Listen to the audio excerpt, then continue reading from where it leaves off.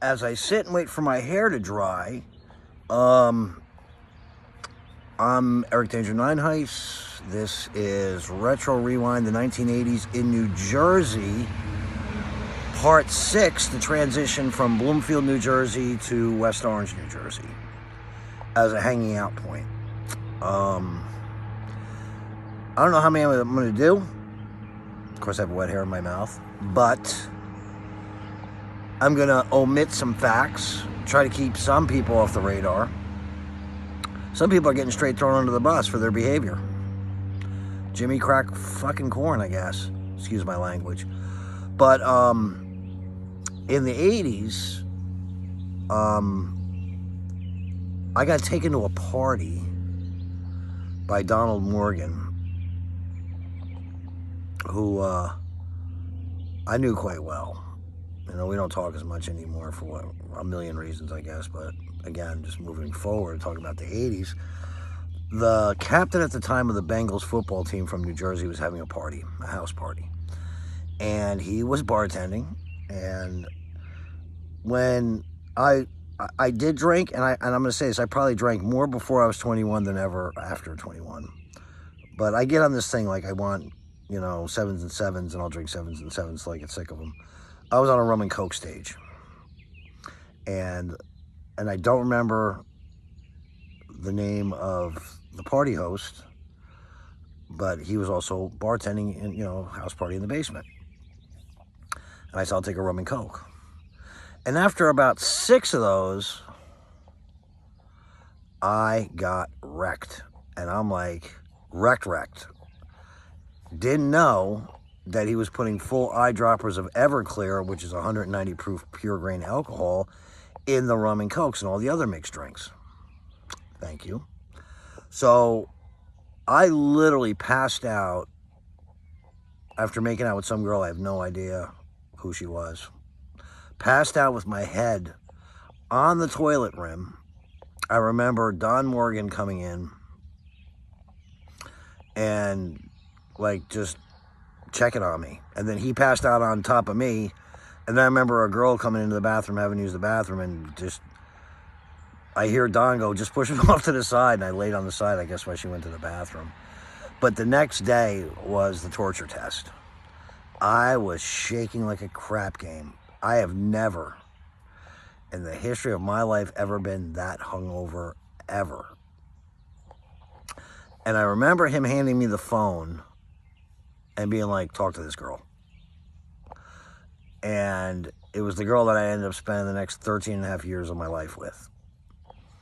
And she was from West Orange. Now, West Orange is a very complex creature. There's the top of the hill and then there's the bottom of the hill. The top of the hill at that time had, and I'll move down to Essex Green later, but I want to talk about what's there now. What's there now is Whole Foods and I think, I don't know, some fast food restaurant. But back in the day, it was Korvettes. And my grandmother took me there when I was 10 and got me the early bird Star Wars action figures. And there was Korvettes and Roy Rogers, and there was a bank in the parking lot. And it ended up being Caldors later and Pathmark. And Pal's Cabin, which is across the street. And across the other side of the street was an Alert gas station. I don't know what it is now. I haven't been to West Orange in forever. But it was on the corner of Prospect and Eagle Rock Avenue. So as I started dating this girl, and I remember our first date was some corny cake and soda party, and I'm showing up in white parachute pants and Shams the Baron shirts and Capuzio shoes, and we just spent the next 13 and a half years being together. So anyway, I got a job at the Alert station. And you want to talk about the most eclectic characters I've met in West Orange history? Like 2 alone were Rocco Esposito and Richie Davidson. And Richie was from the top of the hill. Total Judas Priest freak burnout. We became friends, and I guess we're still kind of friends. And then Rocco Esposito from Watchung Avenue at the bottom of the hill, which is by Jimmy Buff's. Characters. So I met a new set of characters because I would walk from the alert station to her house, which was past Sizzler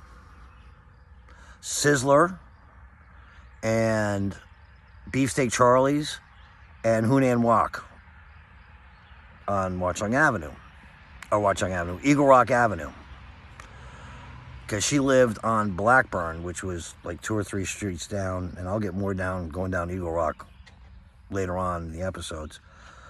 But I passed Beefsteak Charlie's. Beefsteak Charlie's was first, or Sizzler, and then Hunan Wok, and then Blackburn was the 2nd street down on the left. And I would walk to her house because I didn't have a driver's license then. I was young. I was still in high school. And that's when the moms of the others would be responsible for driving each other home or to or from. My mother would drive me there, her mother would drive me home, and vice versa. Her mother would drive me up at my house, and then my mother would drive her home.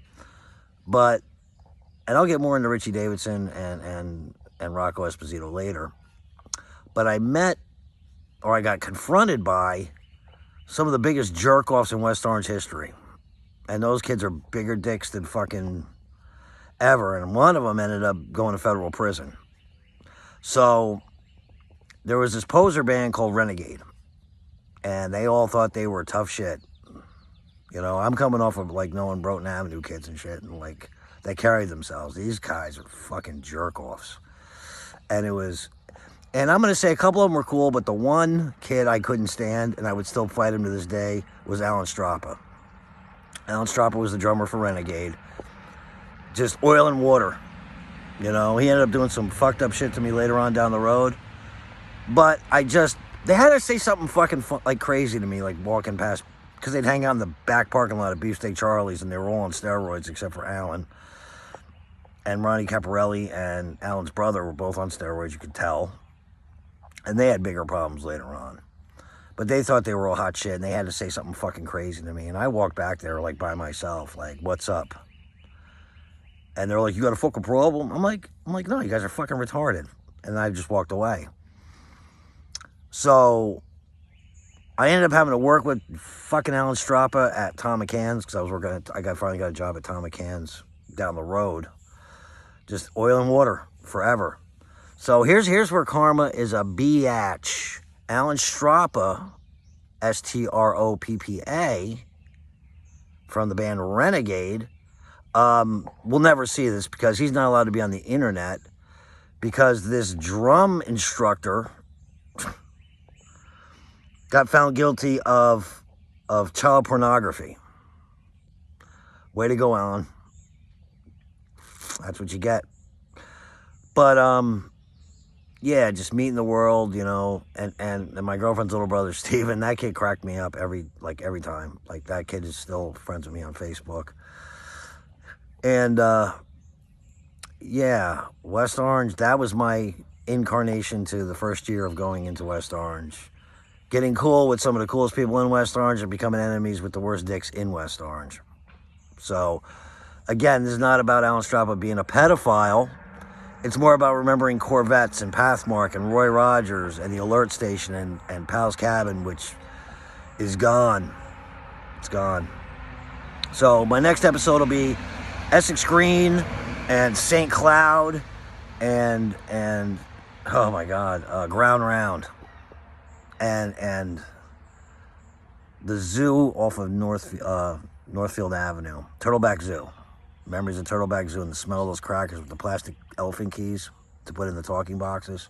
So, Retro Radio Live, theretroradiolive.com. I'm Eric Nineheist. One final thing. My last episode of Bloomfield Rewind, I told the story about the kid getting attacked with a golf club. I actually just found the news article. I'm going to put in the link with this. It's sad. It was over a football rivalry, and it wasn't. And the kids that were there were from Montclair, and the other kids were from Patterson, as I suspected. But I went back and looked at the article, and it's from 1984. Still got a good